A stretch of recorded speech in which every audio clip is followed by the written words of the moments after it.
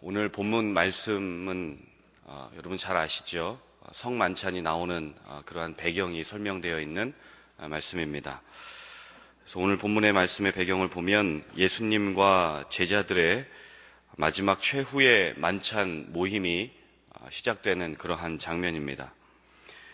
이 저녁 식사 자리에서 예수님은 제자들에게 두 가지 사실을 좀 강조하시고 또 두 가지를 설명해 주시는 그러한 모습들을 우리가 보게 됩니다. 첫 번째로 예수님이 강조하시는 것은 하나님 나라가 가까웠다라고 말씀을 하시고 또 그것을 설명해 주십니다. 그리고 또 한 가지는 예수님의 몸과 피로 세우는 새 언약에 대해서 주님이 또 강조하고 설명해 주시죠. 그래서 하나님 나라와 또 이 새 언약에 대한 설명은 구원 역사적인 관점으로 볼 때, 구속사적인 관점으로 볼 때 성경에서 굉장히 중요한 위치를 차지하기 때문에 오늘 본문이 굉장히 중요하다라고 볼 수가 있습니다.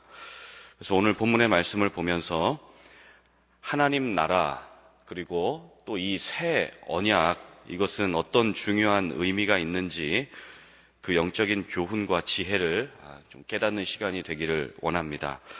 먼저 14절 그리고 15절 한번 보실까요? 14절과 15절 보시면 때가 이르매 예수께서 사도들과 함께 앉으사 이르시되 내가 고난을 받기 전에 너희와 함께 이 유월절 먹기를 원하고 원하였노라 말씀합니다. 제자들과의 마지막 만찬 시간입니다. 이 자리에서 예수님은 당신이 고난받아서 돌아가시기 전에 제자들과 꼭 한 가지 같이 하고 싶었던 일이 있었습니다. 그것이 무엇인가? 그것이 바로 오늘 마지막 유월절 식사를 함께 제자들과 먹고 함께 또 교제하는 것이죠. 예수님이 유월절 마지막 식사를 원하고 원하셨다라고 이렇게 말씀을 하는데 주님이 이렇게 유월절 마지막 식사를 원하고 원하셨던 그 이유가 있습니다. 그 이유는 유월절이라고 하는 그 이름의 뜻에 보면 알 수가 있습니다. 이 유월절이라고 하는 이름의 뜻은 영어로 패스오버라고 하는 뜻이 있죠. 그래서 죽음의 재앙이 넘어갔다. 이스라엘 백성들이 출애굽 당시에 집에 문 임방과 좌우 문설주에 어린 양의 피를 발랐을 때에 그 집에는 장자가 죽게 되는 그 죽음의 재앙이 넘어가게 되었죠. 죽음이 넘어가게 됐습니다. 그렇기 때문에 죽음의 재앙이 넘어갔다. 이 죽음의 재앙이 넘어간 집에 그 패스오버, 주님의 그 유월절에 은혜가 임했다라고 해서 이 유월절을 지키게 됐습니다. 마찬가지로 이제 예수님은 이 만찬 식사 이후에 스스로 어린 양이 되셔서 십자가에 매달려서 몸과 피를 다 내어주는 상황이 이제 오게 됩니다. 이 어린 양 예수님의 보혈 때문에 우리에게 임할 이 죄의 진노가 패스오버 됐고 또 지옥에 가야 될 우리의 인생들이 천국으로 넘어가는, 천국으로 패스오버 되는 그러한 은혜가 우리 가운데 있어지게 된 것이죠. 그래서 이런 크신 은혜와 이런 크신 사랑 그리고 크신 그 축복의 주체가 누구신가? 3년 동안 제자들과 동거동락했던, 그리고 예수님께서 그 친히 십자가의 복음과 하나님 나라의 그 복음, 그 부활의 복음을 가르쳐 주셨던 그 예수님의 은혜, 이 바로 주체가 바로 예수님이었다라는 것을 주님이 제자들에게 가르쳐 주기 위해서 이 만찬을 그렇게 함께 먹기를 원하고 원하셨다라고 말씀을 하신 것입니다. 자, 그런데 문제는 이제 제자 중에 한 사람, 가룟 유다가 예수님을 팔아서 더 이상 예수님은 제자들과 교제할 수 없는 상황에 몰리게 되고 그런 상황이 벌어지게 된다고 하는 것이죠. 예전처럼 제자들과 함께 먹고 또 함께 자고 함께 살면서 하나님 나라의 복음 그리고 십자가와 부활의 복음을 더 이상 가르쳐 줄 수 없는 상황이 이제 들이닥치게 됩니다. 그래서 예수님은 이 유월절 모임에서 아주 중요한 영적인 진리를 가르쳐 주시는데 그것이 바로 성만찬입니다. 그리고 예수님께서 이 예수님의 이 세상을 떠난 이후에도 이 성만찬을 통해서 예수님의 십자가를 기념하기를 원하셨고, 우리를 구원하셨던 그 대속의 은총과 그 대속의 사랑을 우리가 계속해서 기념하기를 원하셨던 것입니다. 그래서 17절과 19절 말씀 한번 같이 보실까요? 18절 말고 17절과 19절을 한번 보겠습니다. 같이 한번 읽겠습니다. 이에 잔을 받으사 감사 기도하시고 이르시되 이것을 갖다가 너희끼리 나누라. 또 19절 보겠습니다. 또 떡을 가져 감사 기도하시고 떼어 그들에게 주시며 이르시되 이것은 너희를 위하여 주는 내 몸이라. 너희가 이를 행하여 나를 기념하라 하시고. 아멘. 이 떡은 예수님의 몸을 의미하고 잔은 예수님의 피가 담겨있는 보혈을 의미합니다. 그래서 이제부터는 언제 어디서나 이 거룩하고 성스러운 성만찬을 하면서 예수님 그 대속의 은혜, 우리를 구원하신 그 대속의 은총을 기념하라 라고 말씀을 하신 것이죠. 그런데 아무리 예수님이지만 예수님은 지금 하나님임과 동시에 예수님은 인간이시죠. 예수님은 지금 사람의 몸으로 이제 이 만찬 이후에 십자가에 매달리시게 됩니다. 종이로 이렇게 손을 살짝 베기만 해도 좀 손가락이 많이 아프지 않습니까? 그것을 또 대면 또 아프고 그런 것이 우리 인간의 연약한 육체인데, 예수님은 지금 채찍에 맞고 손에 못이 박히고 발에 못이 박히고 온몸에 채찍이 가해져야 되는 그러한 상황, 마치 도살장이나 도축장에 끌려가서 죽임을 당하게 되는 짐승들처럼 주님은 그렇게 비참하고 고통스럽게 죽음을 맞이해야 되는 상황이 벌어지게 되는데, 주님 얼마나 무서우셨을까요? 오죽했으면 예수님이 겟세마네 동산에서 기도하실 때 뭐라고 기도하셨죠? 아버지여, 할만하시거든 이 잔을 내게서 옮겨주옵소서. 그러나 내 원대로 마옵시고 아버지의 원대로 되기를 원하나이다. 주님도 하나님이셨지만 주님도 두려우셨고 주님도 고통스러우셨고 주님도 아프셨다는 상황을 이렇게 솔직한 고백을 통해서 보여주는 것이죠. 그래서 예수님은 인간의 몸으로 이제 십자가 고통을 겪으셔야 되는 두렵고 무서운 상황 앞에 놓여 계십니다. 지금 이 최후의 만찬 장소와 시간은 이별, 그리고 고통, 그리고 아픔과 죽음을 겪어야 되는 그러한 시간이고 또 그러한 장소인 것입니다. 자, 그런데 우리 예수님께서 우리에게 고통을 주기 위해서, 예수님의 고통이 이러하다라고만 알리기 위해서 이 최후의 만찬 자리를 배설하셨을까라고 하는 것이죠. 주님은 그렇지 않습니다. 오늘 말씀을 보면 16절과 18절 말씀에 보면 두려움과 고통과 이 절망의 시간에 오히려 주님은 역설적으로 희망, 그리고 소망, 그리고 천국에 대한 기대의 말씀을 하고 계신 것을 우리가 보게 됩니다.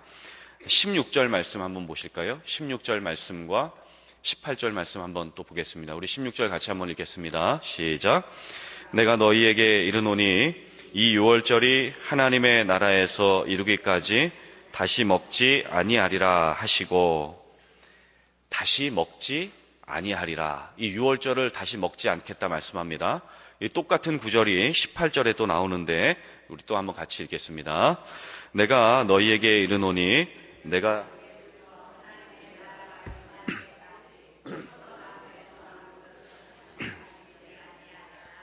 아멘. 16절과 18절에 동일하게 반복되는 말씀이 있죠. 다시 이 유월절을 먹지 않겠다라고 말씀을 하십니다. 자, 그러면 이 유월절을 먹지 않으면 언제 다시 드시겠다는 것인가? 이 유월절이 중요하지 않다고 말씀하시는 것인가? 그것이 아니죠. 오히려 역설적으로 유월절이 너무나 중요한 것인데 이것을 이제 언제 다시 먹게 되는가?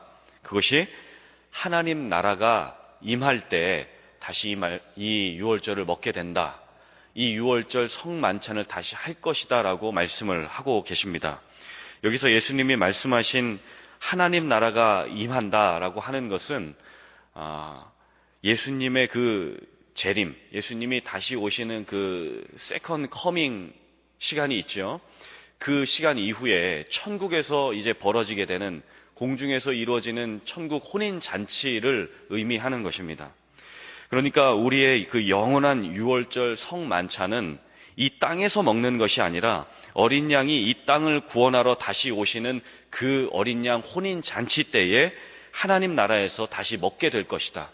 하나님 나라에서 이 영원한 유월절 성만찬을 다시 한번 우리가 기억하게 될 것이다 라고 하는 그 소망과 기대의 말씀을 우리에게 주고 계시다라고 하는 것입니다. 그래서 이제 제자들과 육신적으로는 예수님이 이제 영원히 헤어지시게 되지만, 육신적으로는 헤어지지만 이제 곧 천국 잔치에서 다시 제자들과 천국의 만찬으로 다시 만나게 될 것이다 라고 하는 것을 예언적으로 그리고 예표적으로 보여주는 아주 귀한 말씀인 것입니다. 그래서 우리가 이 땅에 사는 동안에 이 성만찬을 통해서 특별히 기념하고 기억할 것이 두 가지가 있습니다. 그것이 뭐냐면, 첫 번째로 예수님의 그 십자가를 우리가 좀 기억하고 또 기념할 필요가 있습니다. 그리고 또 이 십자가의 고난과 십자가의 구원, 그 십자가의 은혜와 사랑을 기념하면서 동시에 또 한 가지 우리가 기억해야 될 것은, 또 기념해야 될 것은 하나님 나라를 우리가 좀 기억할 필요가 있습니다. 영원한 하나님의 나라에서 신랑이 되시는 예수님, 그리고 신부가 되는 우리 하나님의 자녀들이 함께 먹고 마시는 그 성만찬을 기대하는 것, 그 성만찬을 천국에서 이루어질 것을 바라보고 소망하고 또 희망하는 것, 기념하는 것, 그것이 주님께서 우리에게 오늘 귀한 말씀을 주시는 이유가 있는 것입니다.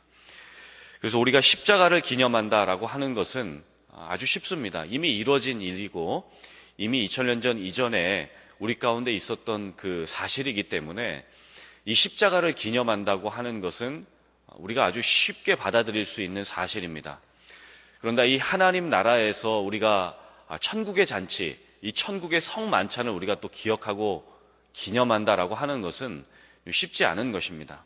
왜냐하면 이미 우리 가운데 이루어진 일이 아니기 때문에 이 하나님 나라에서 이루어지는 이 성만찬, 이 천국의 혼인잔치를 우리가 기념한다라고 할 때는 우리의 믿음을 통해서 믿음의 눈으로 그 영적인 눈을 열어서 그 천국을 바라봐야 되기 때문에 이것은 쉬운 일은 아닌 것입니다.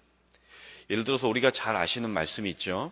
히브리서 11장 1절에 믿음은 뭐라고 말씀하죠? 그 믿음장에 보면 믿음은 바라는 것들의 실상이요 보이지 않는 것들의 증거다. 선진들이 이로써 증거를 얻었다라고 말씀을 합니다.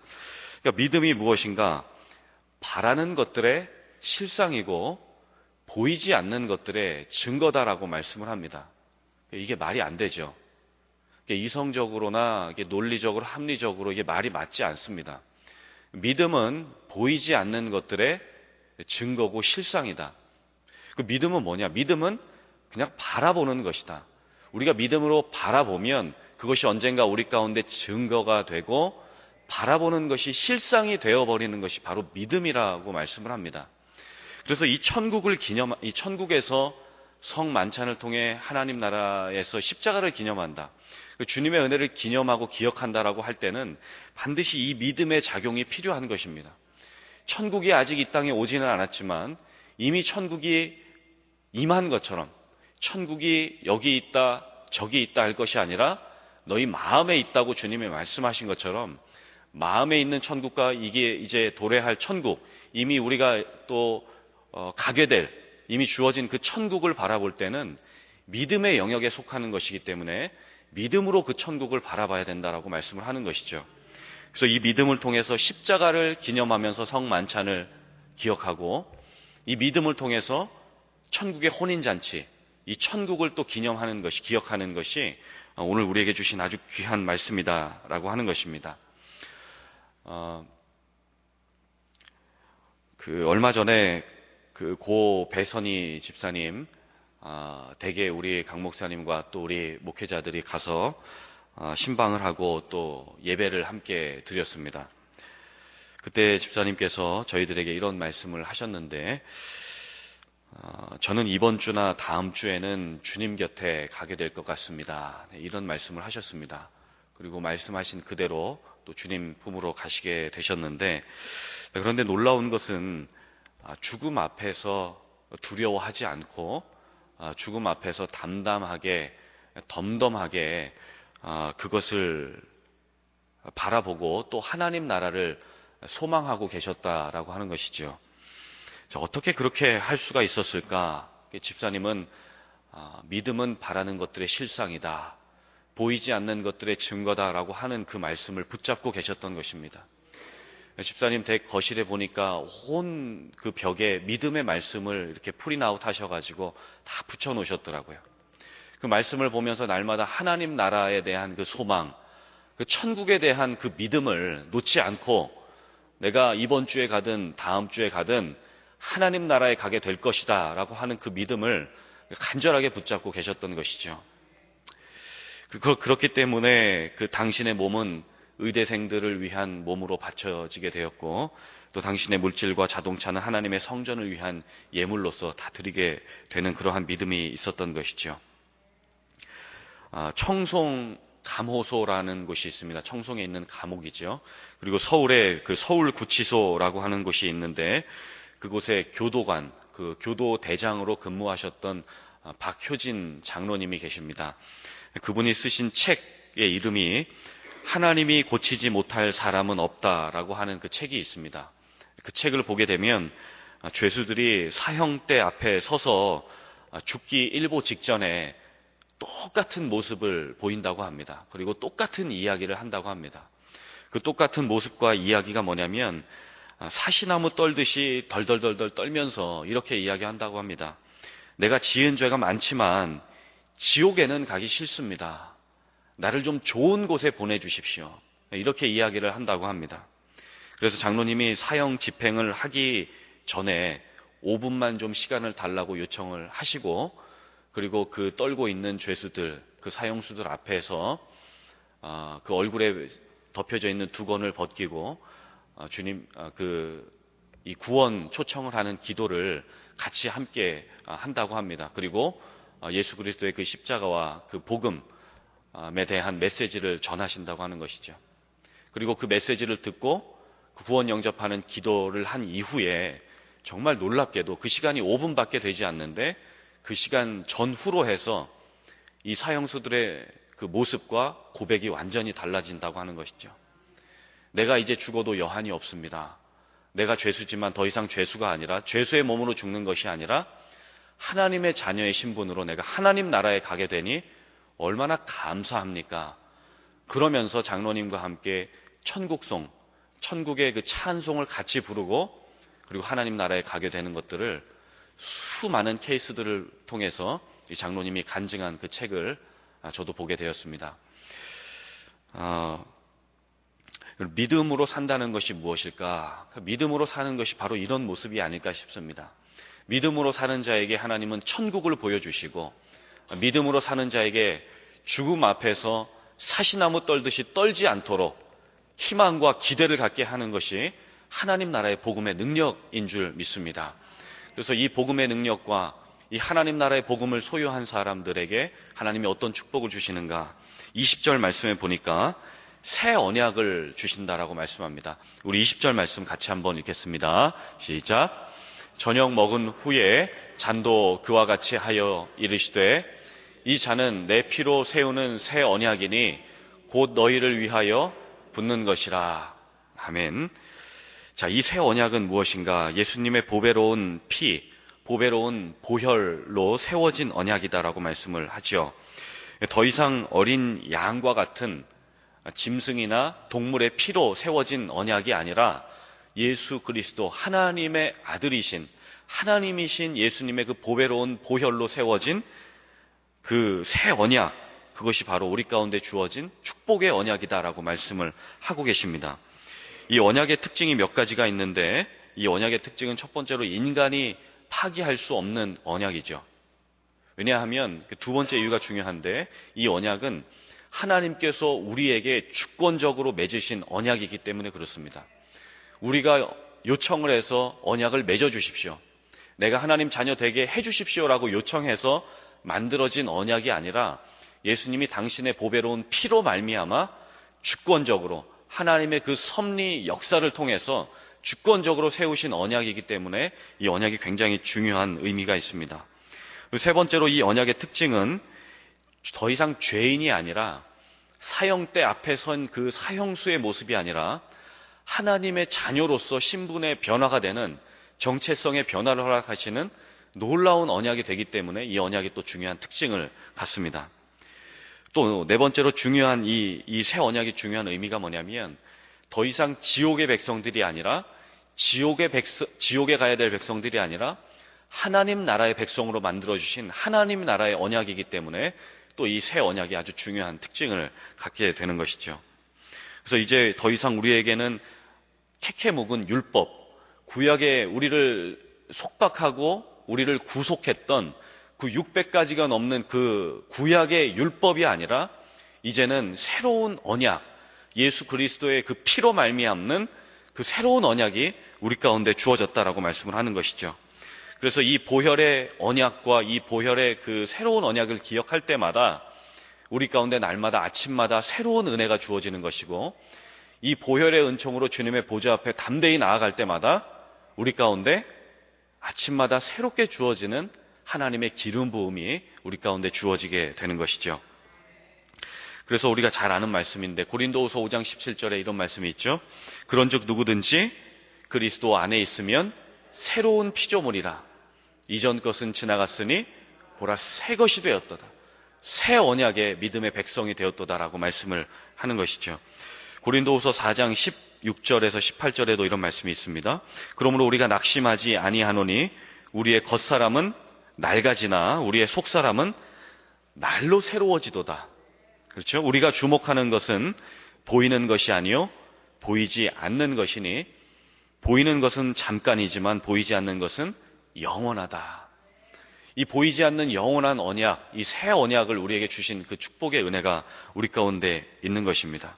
그렇기 때문에 우리가 이 영적인 눈을 들어서, 믿음의 눈을 들어서, 이 영안을 열어서 믿음의 눈으로 계속해서 바라봐야 될 것은 예수 그리스도, 우리에게 천국의 소망과 희망과 기대를 주신 그 예수 그리스도를 오늘도 영적인 눈을 들어서 믿음의 눈으로 바라봐야 될 줄로 믿습니다.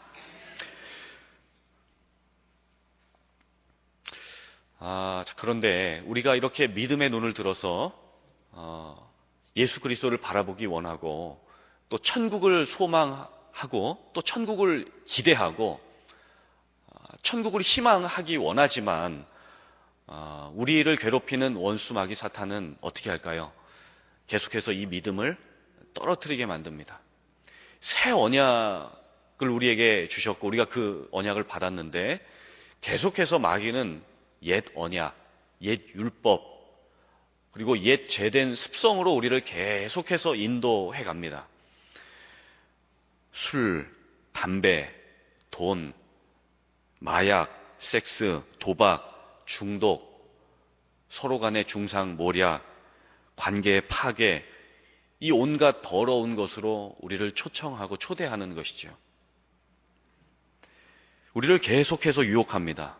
우리를 계속 죄의 길로 빠지게 만드는 것이 사탄 마귀가 하는 것입니다. 그리고 결국은 예수님을 믿는 그 신앙을 팔아먹는, 예수님을 팔아먹는 상황까지 우리를 인도하는 것이 마귀 사탄이 하는 것이죠. 우리 21절 한번 같이 보실까요? 21절에 보니까 그러나 보라, 우리 읽겠습니다. 시작. 그러나 보라, 나를 파는 자의 항상 상위에 예수님을 파는 자의 손이 있었다라고 말씀을 하고 있습니다. 자, 예수님도 예수님을 파는 자가 항상 곁에 있었죠. 그가 멀리에 있는 것이 아니라 예수님 주변에, 예수님 측근에, 예수님 제자로서 예수님과 함께 3년 동안 함께 먹고 함께 자고 함께 울고 웃었던 동거동락했던 제자, 가장 가까이 있었던 사람이 예수님을 파는 그 사탄의 도구로 그렇게 나오는 것을 우리가 보게 됩니다. 물론 그 구속사, 이 구원 역사적인 관점으로 우리가 성경을 보게 되면 가룟 유다가 구약에 이제 예언되어 있었던 것처럼 유다가 예수님을 팔아야, 이 구원 역사적인 관점에서 볼 때 누군가 예수님을 팔아야, 유다가 예수님을 팔아야 예수님이 십자가 지시고 예수님이 십자가에 달려 돌아가셔야 우리가 구원받는 이 구원 스토리가 풀 스토리로 이어지게 됩니다. 그래서 예언의 성취로 인해서 유다는 또 예수님을 파는 상황에 이르게 되는 것도 맞는 해석입니다. 그러나 우리가 오늘 이 말씀을 보면서 한번 좀 깊이 생각하고 묵상해야 될 것은, 우리가 하나님 나라를 믿음으로 바라보는 것도 중요하지만 믿음의 눈을 들어서, 영적인 눈을 들어서 우리 주변에 가룟 유다처럼 우리를 예수님으로부터 멀어지게 하는 영적인 세력이 존재하고 있다라고 하는 것을 우리가 좀 기억해야 될 필요가 있는 것입니다. 그래서 이 영적인 세력, 이 사단, 마귀, 귀신은 오늘도 우리를 우는 사자와 같이 삼킬 자를 찾는 것처럼 우리를 어떻게 해서든 집어 삼키려고 이 사단은 계속해서 우리를 유혹하고 우리를 옛 습관으로, 죄된 습성으로 다시 돌아가게 만든다라고 하는 것입니다. 자, 그러면 우리가 어떻게 해야 될까요? 우리가 이 두 가지, 우리가 믿음으로 천국을 바라보고 믿음으로 이 복음의 삶을 살아가지만 또 한편으로는 마귀는 계속해서 우리의 옛 습관으로 돌아가게 만드는데, 그러면 어떻게 살라고 하는 것일까요? 어떻게 해야 우리가 이 마귀의 시험에서 이길 수 있고 유혹에서 이길 수 있을까? 그리고 계속해서 이 믿음의 눈을 들어서 하나님 나라를 바라보는 신앙을 가지고 살 수 있을까라고 하는 것일까요? 그것은 아주 중요한 진리가 있습니다. 그것은 십자가의 정신을 소유하는 것입니다. 여러분 죄송하지만 한번 따라해 주실까요? 십자가의 정신으로 이겨낼 수 있습니다. 우리 한 번만 더 큰 소리로 한번 따라해 주시면 감사하겠습니다. 십자가의 정신으로 이겨낼 수 있습니다. 예. 예. 너무 순수하셔서 너무 적극적으로 해주셔서 감사합니다. 이 십자가의 정신이 우리 가운데 바로 서 있을 때 우리가 마귀의 유혹을 물리칠 수가 있는 것입니다. 자, 22절 말씀에 보니까 이 십자가의 정신에 대해서 주님이 이렇게 말씀하시는데, 우리 22절 말씀 한번 읽겠습니다. 시작.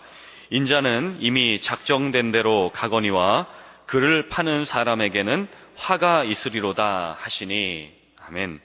예수님은 이미 작정된 대로, 작정된 시간표대로 주님은 이 인생을 사셨습니다. 이 작정된 대로 가시거니와, 작정된 대로 십자가의 죽음을 주님은 덤덤하게 걸어가셨던 것이죠.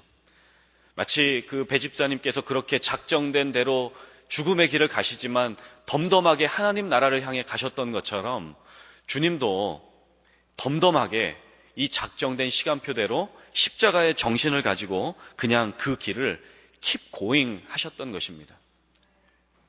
마귀가 우리를 유혹할 때, 또 우리의 가족이 우리 주변에서 우리의 믿음을 떨어뜨리려고 할 때에, 친구나 친척들이나 주변의 사람들이 우리의 믿음을 흔들리려고 할 때에 우리가 기억해야 될 것이 바로 이 십자가 정신입니다. 이 22절 말씀, 나는 계속 keep going 할 것이다.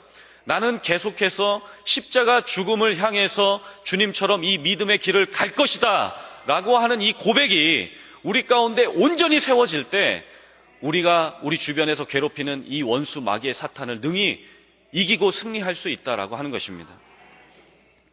이미 작정된 이 십자가의 길을 걷는 이 십자가의 정신, 이 십자가 군병이 되어서 이 죄악 많은 세상에 수많은 원수들 날 유혹하고 해치나 나 주만 따르리, 이 찬양 아시죠? 십자가 군병 되어서 이 후렴 어떻게 되죠? 나의 주 그리스도 나를 속량했으니 나 십자가를 벗은 후 저 면류관 쓰리라고 말씀을 하죠. 우리가 그렇게 찬양을 하죠. 이 십자가의 정신으로 우리가 승리할 수 있다라고 하는 그러한 귀한 찬양이고 귀한 말씀을 우리가 보는 것입니다. 메가더 장군의 말을 우리가 기억하는데, 전쟁에 실패한 지휘관은 용서가 되더라도 경계에 실패한 지휘관은 용서받지 못한다라고 메가더 장군이 이야기했습니다. 이게 무슨 말씀이냐면 전쟁을 하다 보면 질 때도 있죠. 승리할 때도 있고 질 때도 있습니다. 그러나 지휘관이 군대에 전쟁에 나가 있는 병사가 경계에 실패해버리면 전쟁을 치르지도 못하고 그냥 떼죽음을 당하는 것입니다. 그런 것처럼 우리가 날마다 십자가 정신을 가지고 우리의 원수 마귀의 공격에 이렇게 그 경계 태세를 온전히 확립하고 세우면 우리가 전쟁에서 때로 질 수는 있지만 우리 경계에서 무너지지 않고 완전한 죽음에 처해지지 않는다는 것이죠. 제가 군대에 있을 때 수색대대에서 근무를 했습니다. 그 DMZ라고 하는 비무장지대에서 근무를 했는데 그 중에서도 그 GP라고 하는 그 가드포스트라고 하는 그 적군, 그 북한군과 그 1마일도 떨어지지 않은 아주 가까운 그 전쟁이 나면 가장 먼저 목숨을 바쳐야 되는 그러한 부대에서 제가 근무를 했습니다. 거기에서 날마다 우리가 가장 먼저 하는 일은 첫 번째는 훈련이죠. 그리고 그 부대에서 가장 중요하게 여기는 것이 바로 경계태세 확립입니다. 경계를 늦추지 않는 것이죠. 단 1분 1초 하루 24시간 아주 이 적군이 언제 침입할지 언제 우리를 공격할지 그것을 날마다 지켜보는 것입니다. 마찬가지로 우리가 십자가의 정신을 세운다라고 하는 것은 마귀가 언제 우리를 공격할지 언제 우리를 유혹할지 그 일촉즉발의 상황을 우리가 예측하면서 그 경계를 우리가 늦추지 않는 것, 십자가의 정신으로 그것을 막아내고 승리하는 것, 그것이 바로 믿음의 신앙생활이다라고 하는 것입니다. 누가복음 9장 23절에 주님이 이런 말씀을 우리에게 주셨죠. 아무든지 나를 따라오려거든 자기를 부인하고 날마다 제 십자가를 지고 나를 따를 것이니라. 누구든지 제 목숨을 구원하고자 하면 잃을 것이요 누구든지 나를 위하여 제 목숨을 잃으면 구원할 것이다 라고 말씀을 합니다. 그래서 마귀는 계속해서 우리의 십자가를 무너뜨리려 하고 우리의 생각과 마음을 통해서 우리를 조종하고 컨트롤하려고 합니다. 그래서 죄를 멀리하고 이 죄가 우리 가운데 들어오지 못하도록 우리가 경계를 하는 것이 그것이 바로 지혜로운 삶이고 믿음의 삶인 것이죠. 그래서 여러분 보시면 우리 인본주의 심리학에서는 죄라는 단어가 등장하지 않습니다. 인본주의 심리학에서는 이 죄라는 단어 대신에 두려움, 우울증, 수치심, 슬픔 이런 단어로 죄악에 대한 느낌만, 부정적인 느낌만 줄 뿐이지 이 세상에 쭉 퍼져 있는, 만연해 있는 이 인본주의 심리학에서는 죄인, 죄 이런 단어를 볼 수가 없습니다. 그러나 성경에서 말씀하는 신본주의 심리학, 하나님이 말씀하는 성경적인 심리학에 보면 반드시 인간을 설명할 때는 이 죄라는 단어가 떨어질 수가 없는 것입니다. 인간과 죄는 붙어서 함께 가는 것이죠. 왜냐하면 이 죄가 없었다면 예수님이 십자가에 달릴 이유가 있으셨을까요? 우리가 죄인이 아니었다면 예수님이 이 땅에 오실 이유가 없습니다. 그렇기 때문에 우리는 성경적인 그 심리학을 우리가 좀 가질 필요가, 성경적인 어떤 인간 이해를 가질 필요가 있는 것이고, 성경에서 말씀하는 인간 이해를 통해서 우리가 얼마나 죄인인가. 그러나 이 죄 때문에 예수님 이 땅에 오셨고, 이 죄를 해결하기 위해서 주님의 그 사랑의 보혈을 흘리셨다.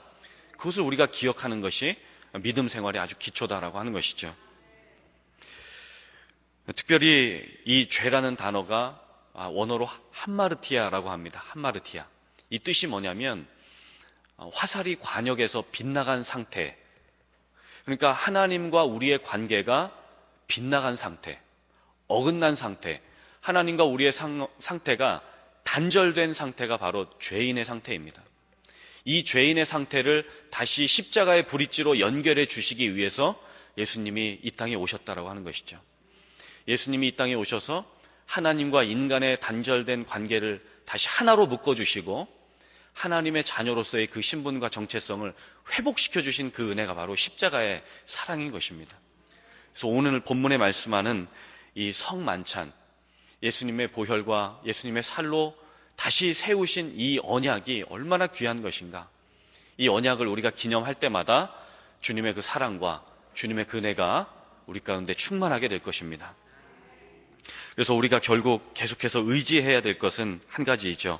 예수님의 그 피 흘리신 십자가, 예수님의 그 보혈, 그 십자가의 정신, 그것으로 오늘도 우리가 무장하고 전신갑주를 입어서 오늘도 마귀의 공격을 이겨내고 막아내고 예수님의 그 십자가의 정신과 보혈로 승리하시는 귀하고 복된 성도님들 되시기를 예수님의 이름으로 간절히 축원합니다.